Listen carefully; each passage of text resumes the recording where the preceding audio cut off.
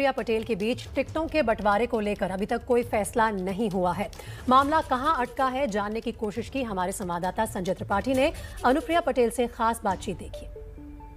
केंद्रीय मंत्री अनुप्रिया पटेल इस वक्त मेरे साथ मौजूद हैं। मैडम, आप लोग एनडीए के पुराने सहयोगी रहे हैं, 2022 का चुनाव बहुत करीब है, लेकिन टिकट बंटवारे को लेकर अब तक कोई स्थिति साफ नहीं है। क्यों इतनी लंबी चर्चा हो रही है? चर्चा तो लंबी होगी क्योंकि एक एक सीट पर जब हम डिस्कशन करेंगे और हर सीट के सारे पहलुओं को देखेंगे तो इसमें समय लगता ही है, टाइम टेकिंग प्रोसेस होता है। और हमारे साथ एक नए सहयोगी भी इस बार जुड़े हैं, हमारे निषाद पार्टी भी साथ में है, तो हर सीट के डायनामिक्स भी बदलते हैं, इसलिए चर्चा में थोड़ा समय लगता है। लेकिन अब वो अंतिम दौर पर पहुंच चुकी है और बस एक आध दिन का मसला और है। क्या कितनी डिमांड है आपकी? क्या क्योंकि आप कहते हैं 11% जो है वो कुर्मी वोट हैं, तो उस आधार पर आपकी 36 सीटों की डिमांड है, ऐसा मुझे जानकारी है।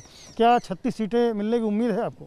देखिए, ऐसा है, आंकड़ों के संबंध में मुझे नहीं लगता है कि मैंने कभी कोई संख्या दी है, तो कहाँ से ये मैजिकल आंकड़े निकल के आ रहे हैं इस पर तो मैं टिप्पणी नहीं करूँगी। इतना ज़रूर कहूँगी कि हमारी पार्टी पिछड़ा वर्ग के लिए, कमज़ोर वर्ग के लिए, दलित आदिवासी जो समाज का हाशिए पर पड़ा हुआ तबका है, उसके लिए संघर्ष करती आई है। और उत्तर प्रदेश में संगठन का विस्तार हो, पार्टी का विस्तार हो, हमारी एक बेहतर उपस्थिति हो, ये हर पार्टी चाहती भी है। हम सीटों पर चर्चा कर रहे हैं, बहुत जल्दी आंकड़ा भी बताएंगे। ये बात सामने आ रही कि जब यूपी सरकार के कुछ मंत्री स्वामी प्रसाद मौर्य, दारा सिंह चौहान, ये जब पिछड़ी जाति के नेता हैं, ये टूटकर समाजवादी पार्टी में चले गए। इसके बाद में जो मौजूदा एनडीए के गठबंधन है, आप अपना दल हैं, निषाद पार्टी हैं, इनकी बार्गेनिंग बढ़ गई, ये ज़्यादा सीटों की डिमांड करने लगे। देखिए, ऐसा है कि हमारे जैसी पार्टियाँ जो ज़मीन पर काम करती हैं, उनके लिए अक्सर इस तरीके की बातें कही जाती हैं जो मुझे बहुत अरुचिकर लगती हैं, क्योंकि हमारा अपना आम जनमानस के बीच में संघर्ष है, हमारी अपनी ताकत है। और बड़ी पार्टियां और छोटी पार्टियां जब साथ में आती हैं तभी कोई सकारात्मक परिणाम भी देखने को मिलता है। अपना दल और भारतीय जनता पार्टी ने मिलकर सरकार बनाई है, तो निश्चित रूप से दोनों दलों की अपनी ताकत है। और रही बात बार्गेनिंग जैसा शब्द हमारे डिक्शनरी में तो नहीं है, लेकिन हाँ, ये ज़रूर है कि हम एक एक सीट पर विस्तार पूर्वक चर्चा कर रहे हैं और हम दोनों ही पार्टियों ने तय किया है कि विनेबिलिटी ही हमारे सीटों के डिस्ट्रीब्यूशन का आधार है। जहां हम लड़के जीत सकते हैं वहां हम लड़ेंगे, जहां हमारा सहयोगी दल लड़के जीत सकता है वहां वो लड़ेगा।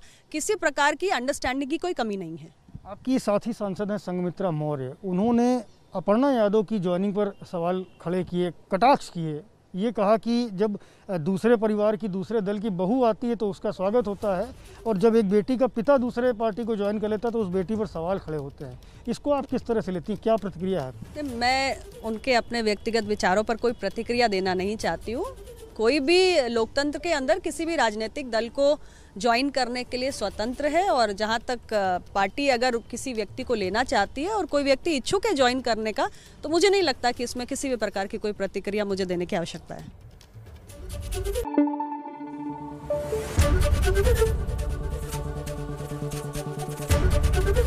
एबीपी न्यूज़ आपको रखे आगे।